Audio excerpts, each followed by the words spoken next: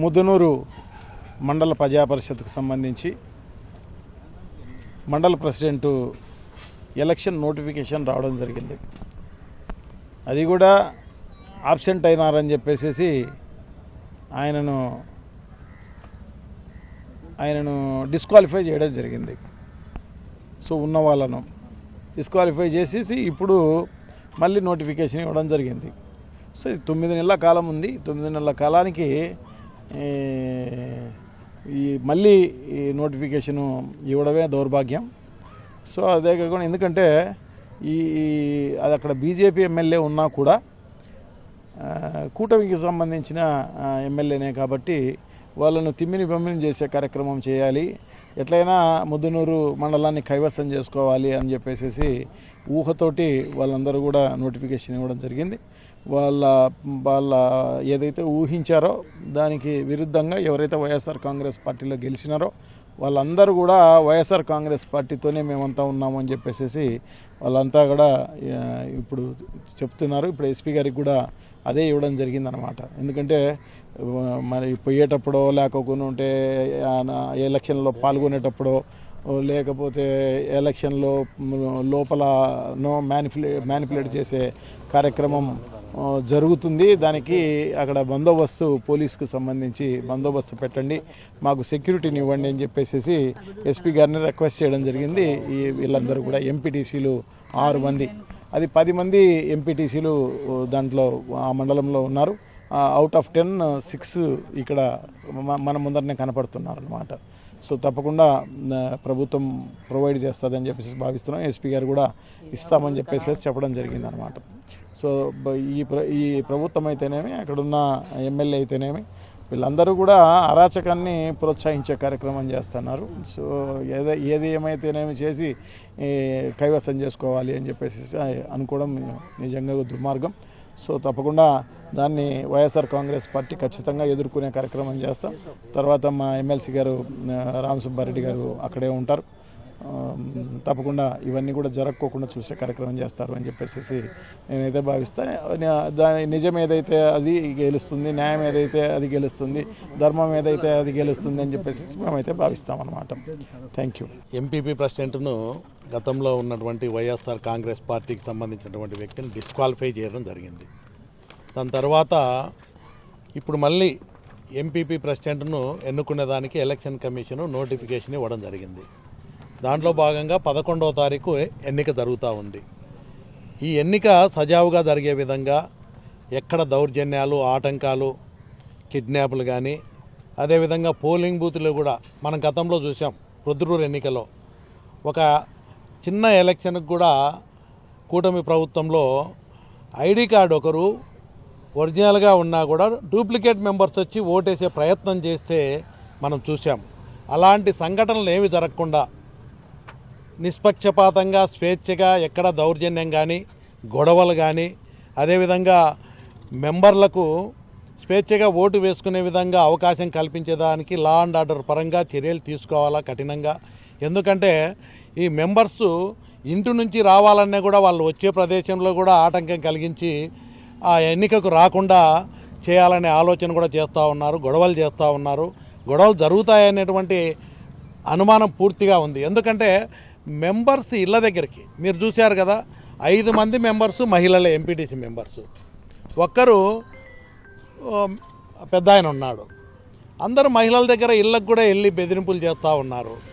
కాబట్టి ఎన్ని ఎస్పీ గారి దృష్టికి తీసుకుపోయిన తప్పకుండా వాళ్ళు గొడవలు చేసి అక్రమ పద్ధతిలో, అప్రజాస్వామిక పద్ధతిలో ఏ విధంగా అయినా కూడా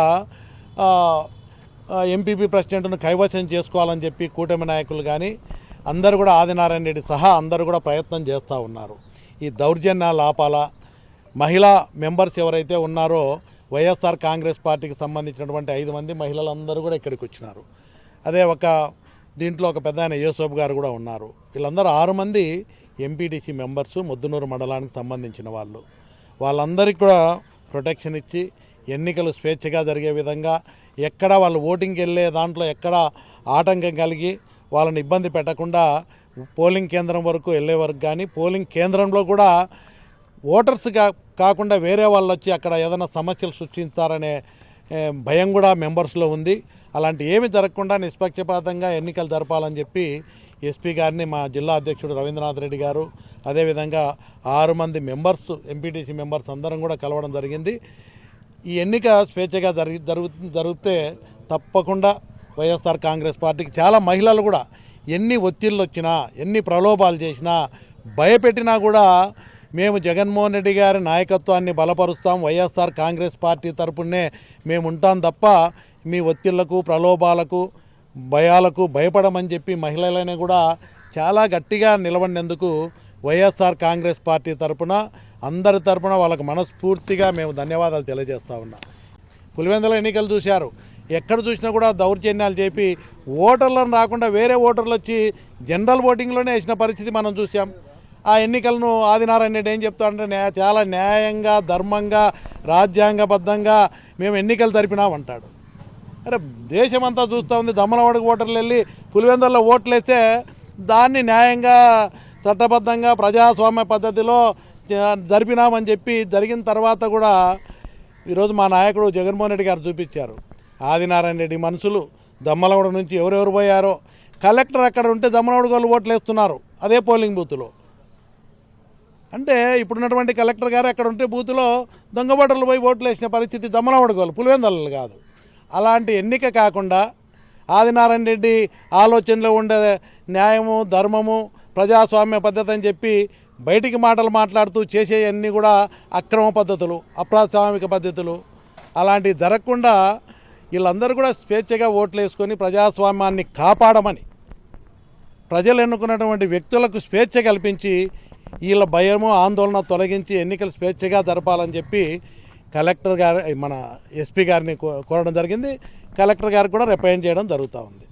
నా పేరు జేడి ఇంద్రాణి, నేను ముద్దనూరు 2 ఎంపీటీసీ. తర్వాత ఏమైందంటే మాకు ఎంపీపీగా దీపు అన్న ఉన్నప్పుడు డిస్క్వాలిఫై అయినారు ఆయన. ఇప్పుడు మాకు మళ్ళీ ఓటింగ్ చేసుకోవడానికి అవకాశం వచ్చింది. అంటే మేము మొత్తం 10 మంది ఎంపీటీసీలం. 10 మంది ఎంపీటీసీలలో మేము వైఎస్ఆర్సీపీ నుంచి 7 మంది గెలవడం జరిగింది. 7 మందిలో దీపు అన్న డిస్క్వాలిఫై అయినప్పుడు మిగతా 6 మంది మాత్రము మేము వైఎస్ఆర్సీపీలోనే కొనసాగాలని, మాకు ప్రభుత్వం వచ్చినా రాకపోయినా మేము వైఎస్ఆర్సీపీలోనే జగనన్నకు తోడుగా, అండగా, జగనన్న బాటలోనే నడవాలని మేము ఇక్కడే అందరము ఒకే మాట మీద నిలబడి ఈరోజు జగనన్న ఏ విధంగా అయితే మాకు ప్రోత్సహించినాడో మహిళలకు, అదేవిధంగా మేమంతా కలిసికట్టుగా ఉండి మేము ఈరోజు ఓటింగ్కి వెళ్ళాలని అనుకుంటున్నాము.